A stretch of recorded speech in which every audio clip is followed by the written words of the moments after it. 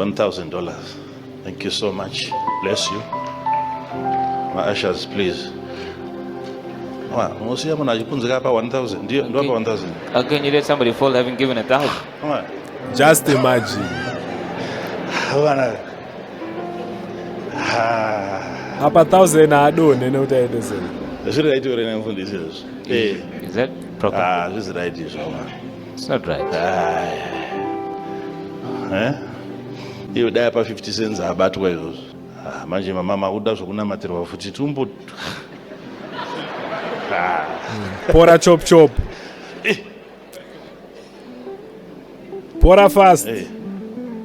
Sinongurwa nokurumbidza toda kureceiva zvipo izvi. Vatoita hana mananziro kurwanguru runodinitsa aiwa.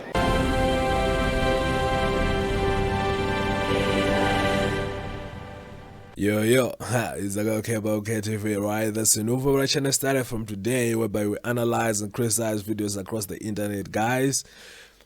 Taitari mwe video, guys.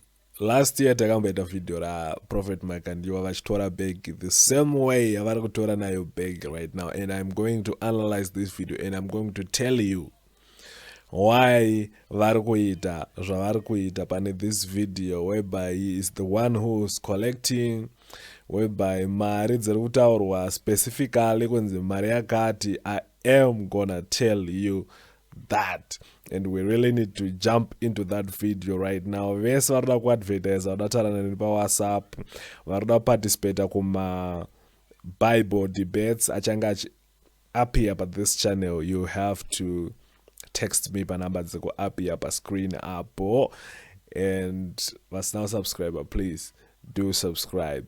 Without wasting much time, guys, let's get into the video. I'm really interested, guys, because guys,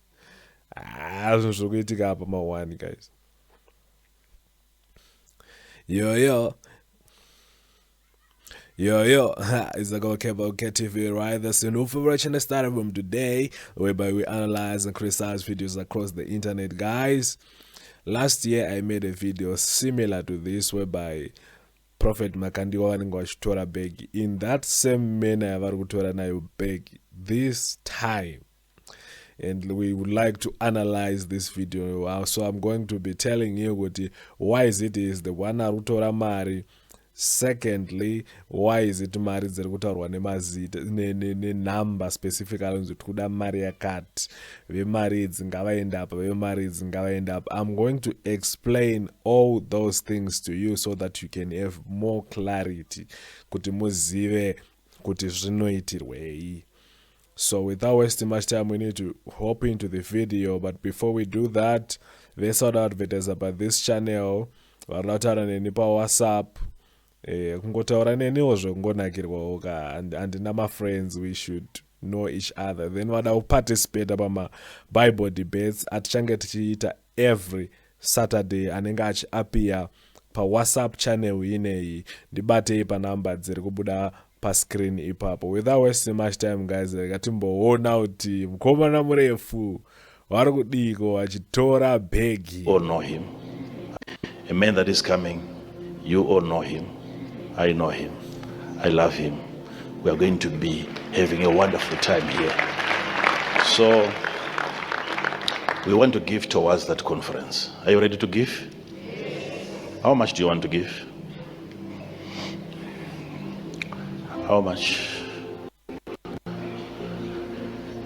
Madiyesiga, how much do you want to give for the conference? So here is the first thing jamunofana kuziva ndechekuti this conference haina a stated price yekuti munhu ari kunzi uri kubvisa mari yakati for a conference. Munhu uri kunzi how much do you want to give. Imagine kuti ini ndiri kutengesa foni handitika, then wobva wasvika kwandiri ni ndobva ndakuti shamwari foni handinayo ika yakapenga, obva ndobva ndakubvunza kuti ukuda kundipa mari. So psychologically unozvitema wega. You get what I'm saying? You end up paying more for the value your product. Saka ndozvokuitika ipapapa. Vanhu vatorwa nepsychology already. Video richiri 32 seconds of analysis. Muda kupa pakadi. How much would you want to give?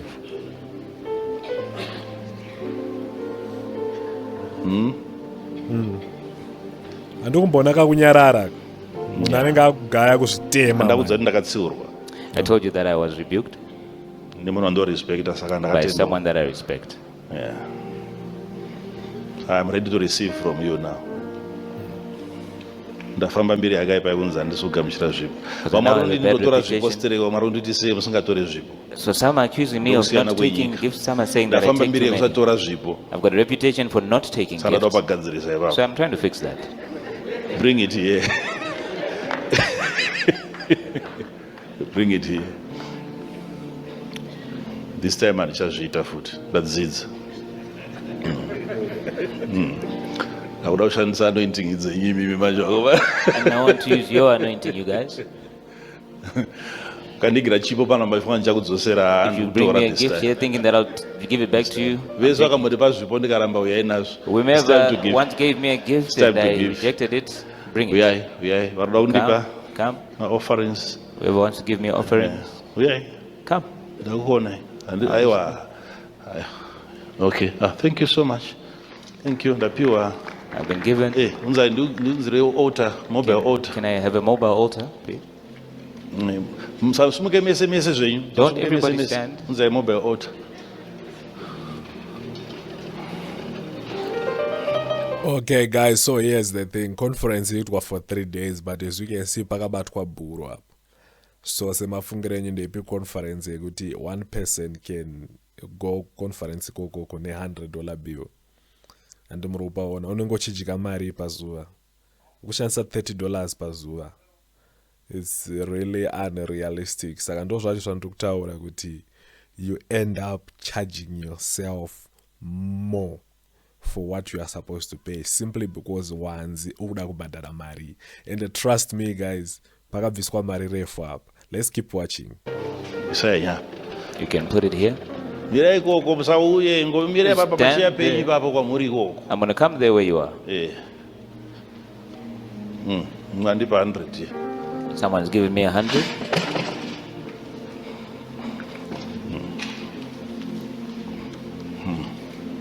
Thank you. Thank you. Imwe. Latom 2. Here's another already. I've got 2. Ichi. 3. Thank you. So we are saying this guy is going to be spending $100 per day. And it's a conference yo. And trust me guys, apa pasku aiwa ma speak up. And it's a apasku zombo aiwa ma speak up, apasku zombo didi, and it's everything is just there. Me pane pachingodiwa food chat. Saka chifungo this guy approximately $100 per day. Pane pachajika chikafu che $100 ari wanere. Never. That's the psychology and kukudzai iyoyo yekuti you pay more. Utobhadhara chete. Thank you. 100 here. Yeah. Here. 100 here. 100. 100. So mama chinitazo ni anonoka kupedza service. Now you guys were thinking of delayed in finishing the service. Adanda toenda ndisina yese iwe. I was going to leave without all of this money.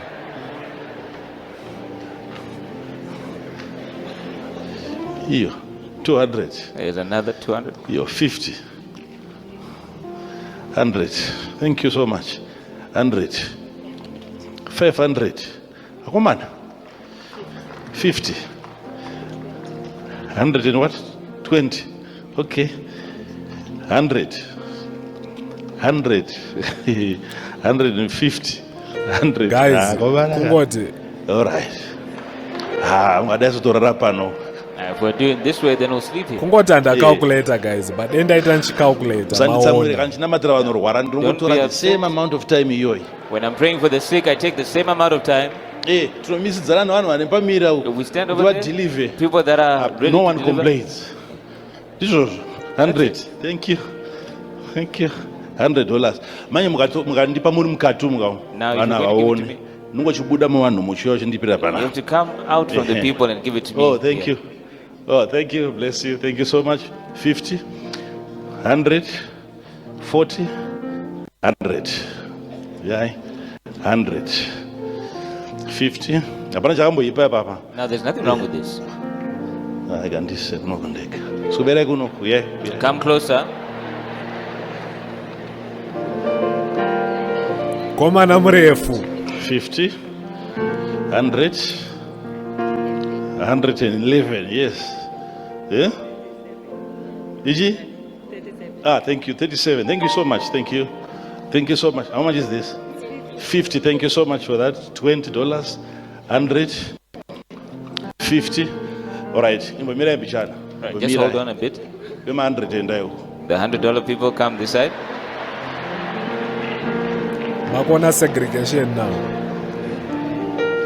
100. Segregation. Let's go this way. Yeah. Let's go. Can you follow with my altar? Now, if there are more 100 people, come this way. More than that, still we are 100 and more and above. Still, it's time for you to give. And now, it's all about psychology. Saka iwewe kana usina 100 now you feel left out. Then you are forced. Maybe there is a special type of anointing yakagadzirwa vema 100. So one guys. You see, it works, right?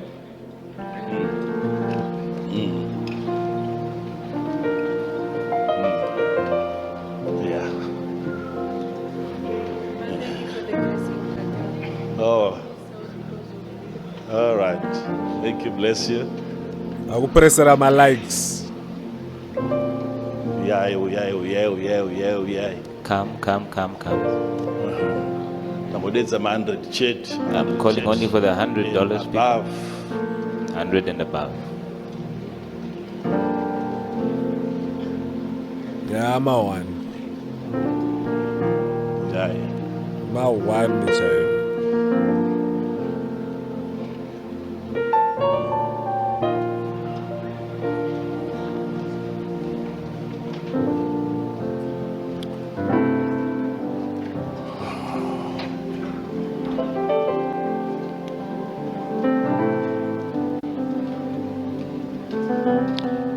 Time I'm going to also invite those of you who are just we're going to during the conference. Partner with us. This is for the conference, just for the administrative work that goes into bringing together. Guys, just imagine Parago collect one mare right now and he still needs again one partner foot ne conference. Come on guys, Different pieces so that we can have a reasonable gathering. This just so that we can have the conference. I will look for my partners. Who will partner with me as I partner with my father. Yeah, I want those people. This is so that the conference can happen. Once it happens, I want you to go and pray about it. You should want to be a partner. To partner. And then we partner. To partner. And then we partner. I know what works for you, what it has worked for me. All right. I'm going to be receiving it from you. I'm going to set an altar. You're not putting it on the altar. You're giving it to me. The $1,000. Thank you so much. Bless you. You see what we are talking about right now. If he is the man who's accepting the money, you are forced to pay more because unenge uchitomutambidza maoko, unenge usingade kumakisa. Look at just what happened, but up 1,000 yaenda. My ushers, please. Most of 1,000. Do you have 1,000? How can you let somebody fall having given 1,000? Just imagine. Up 1,000 I don't know what it is. Is that proper? This is right. It's not right. You die for 50 cents about well. Had she given 50 cents, somebody would have been there to catch her. They want you to get hurt so that you don't even look for more. All right. Guys, this is just how we are biased, guys. Ushers, they are supposed to hold people kana vakudona regardless yekuti abvisa 50 cents kana kuti haana nguva yakanamatirwa, guys. Manaka anyone are above 100 isumudze itkona above 100 $200. Thank you so much. Thank you so much. $500. You know, I can send other people to do this. Yeah, but it's But it's fun to also do it yourself every once in a 190. while. Thank you so much. The Chakudza, why he is doing that? The Chakudza, 105. These are the moments when people say, no. Someone of your stature shouldn't do this. You need to send your children so that they can do this. Whilst you are seated as a individual. And that's how you get less. And the 110. Thank you so much. He is suggesting kuti akasiya vamwe vanhu vachiita vanopiwa shoma. So ndo madhiri achona. 200. Psychology. 120. Thank you. 150. Thank you. $500. Thank you. So you were intending to take this money home? Imari, 105. Thank you so much. Oh, bless you. 500.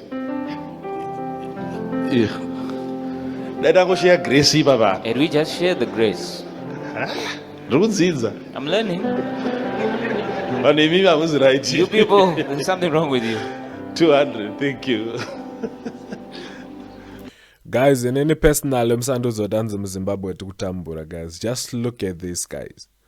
Vanhu ava vangouya nemari mche, just ngoyawo nemari bva vazonzi mukuda kubvisa mari for conference bva vatanga kungoburitsa mari dzavanga vanadzo muhomwe, guys. Just imagine mobva mazotudzwa kuti hanzi muZimbabwe muna mari imi kai 400.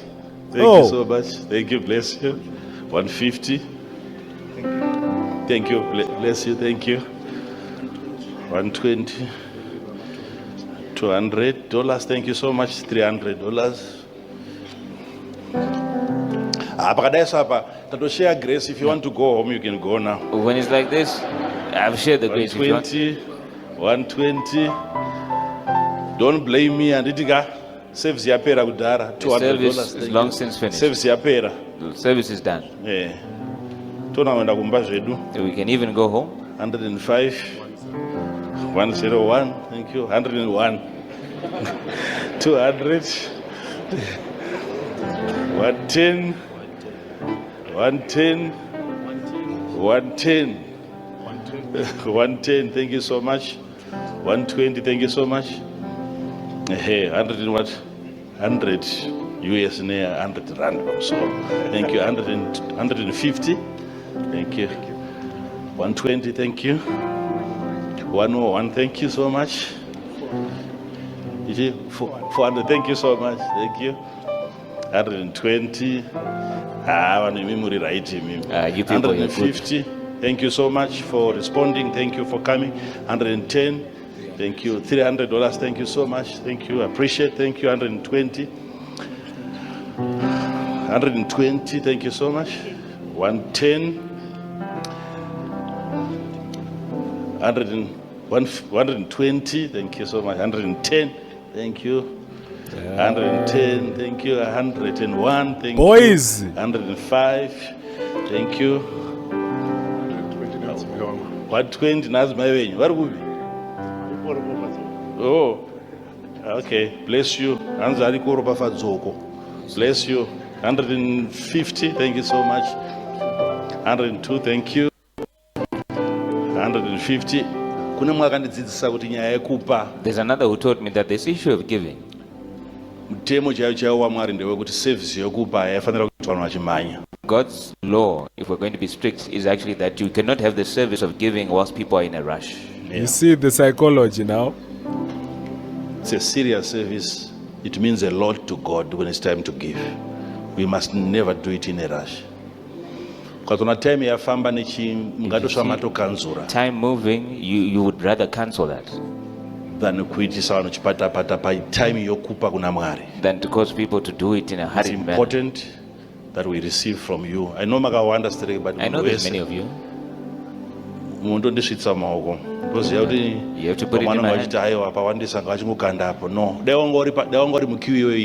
Had you been in this queue yourself, suggestion you would never have thought of that suggestion. It's an opportunity.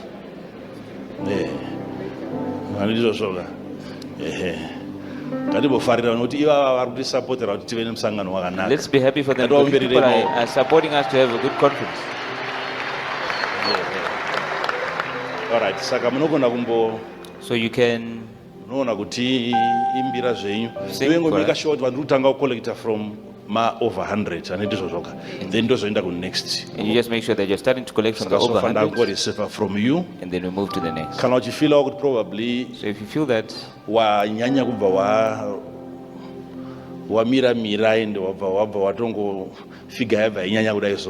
you can still come here and let me know. You stood in the line. If you want me to announce your figure, I can do so. If you want me to, you have that opportunity. I actually, guys, check one way say ma 100 wakamira up, guys. Bisoro yese yo, guys. Ma 100, guys. Whew.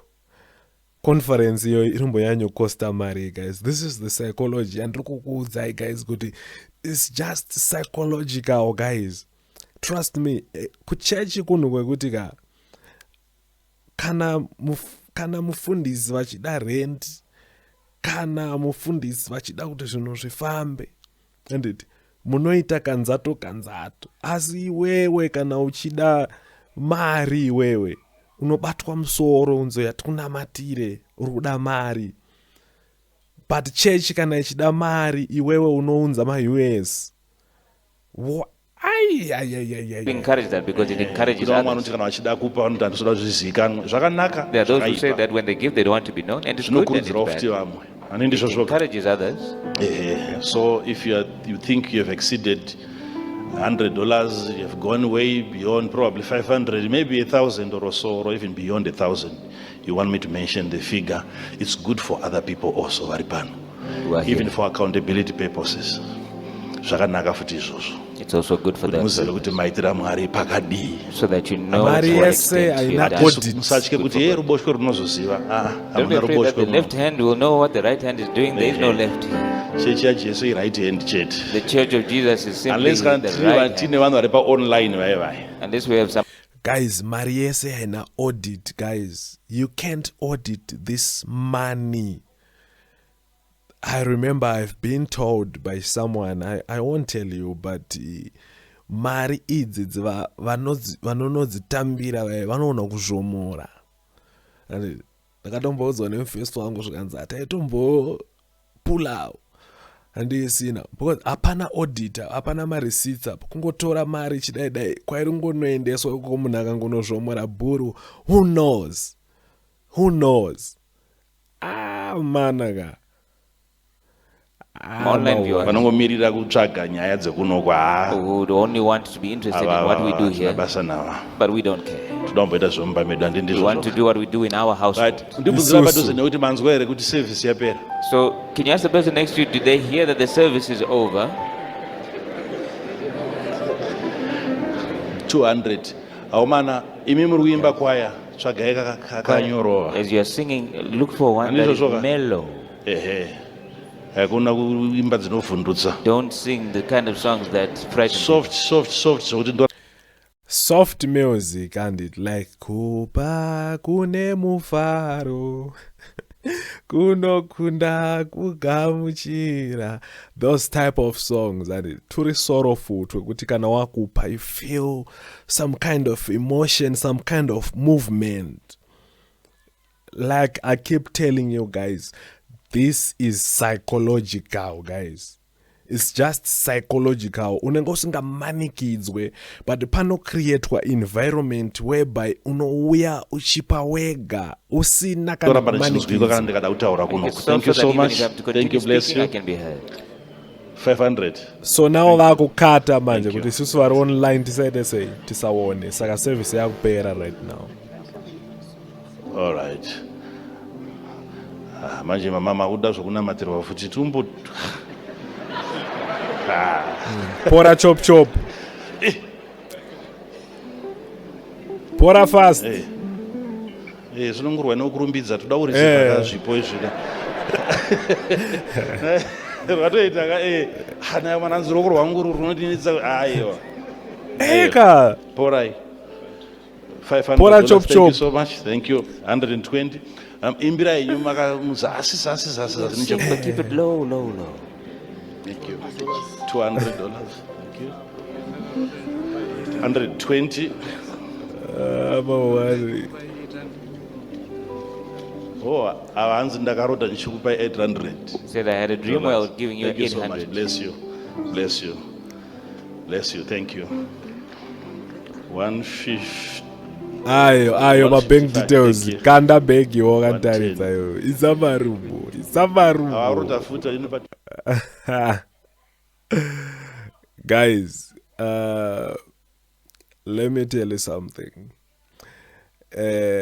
My junior pastors akakolekta mari painoverengwa ichinyorwa paipa inoonekwa iri shoma, then prophet vakakolekta mari painoverengwa paipa inoonekwa yakawanda. So they know. Last year vakazviita video rachona ndinaro riripo pachannel pangu, enda kumashure kumavideo unoona video last year about this same time muna August muno mamuritori muwinter. He did it last time, akatokolekta mari, endeso zvekuti pora nekukurumidza akatozviita futi last time. Ndobva atosegregata vanhu futi akatoti vemari dzakatendai uko vemari dzakatendai uko. Now you see panzi vema 100 vakawandisa vakamira, ko vema 20, ko vemari dzakati. Why are you segregating people according to what they have? Andimukupaona manje muchechi munongopiwa. Remember kuti kachembere ke a widow, ndakuti kachembere, it was a widow angaine kadhai mukanga inako paakanopa akatopawo akatosangana nevanga vakaloda bhegi kusvikira Jesu anototi uyu ndiye apa. But right now ukaona tichisegregata people muchechi according to what they have. Ende kwadatarisa vanhu vacho vane mari dzakawanda vatanga kubudira kubva pafront apo. Unoona pafront ndo pane pakagara vanhu vane bhegi rese ipapai, hapangogarwe ipapai. Ukanza zvichinzi hatina siti kunyeba pafront paipai, ukapagarwa pai unopadzurwa paipai. Haungangoenda first day unogara pafront paipai, unotodzurwa ipo paipai, unogariswa bhegi kana kuoverflow. Andimupaona nawo. Then kune vamwe vanhu vekuti vakatoonekwa kuoverflow vanoona kutotorwa, like vamwe vanhu vane chiremerera vanototorwa utonzi ngavaendeswa kufront, havangagare kuoverflow. Saka unenge uchiona kuti inenge iri church yekuti inenge ine segregation and stuff, and you should know kuti some other people vanenge vari kuchurch kwekwe, they are not there to worship God, they are there for business connections. Because just imagine takubuda takuzoti ako mudhara munoita nezvezvakati ko imbondipewo dhiri kairi chichichichi. I know vamwe vanhu vaita zvekutengesa mota vakambenga vakuenda kuchechi kwaSewick now, not because vada kunamata but simply because vane madhiri avaida kupusha ikoko. etumota mota because aruzwa kuti vanhu vakawanda vari kutenga mota anomukupaona now. So these are all mind games. These are all mind games. But mweya unoramba kuona zvinhu zvakadai ka unenge wakaputirwa, so you can't see. We are not saying people shouldn't collect the money, but the nature in which the money is being collected. Unonyasoona kuti pane kamwe ka, ka bad intention kari pazviri, so unonyasoona kuti maitikiro ari kuita zvinhu panapa haasiriwo. Usegregate vanhu, zvipo zvinongotorwa. Conference yachona ingabva yanzi uri kuda kundipa mari, muda kutipa mari, muda kubhadhara mari. Alright, ko yachona conference ikanzi yaranwa ne$10,000 US for those 3 days. What about the rest? Muchaishandisei? Churches should learn kuti kana pachidiwa 1,000 ngavangokollecta 1,001 chet. Not kuti pari kudiwa 1,000 vanokollecta 50,000. 49,000 inoenda wapi? Ndibate zvakanaka guys. I'm not saying musape, but I'm saying the nature in which money is being given. Pakaipa guys. May the Lord have mercy kwauri ikoko. Mwari ngavakunzwire nyasha wherever you are. It's been God Care by God Care TV. I will see you on the next video. Peace.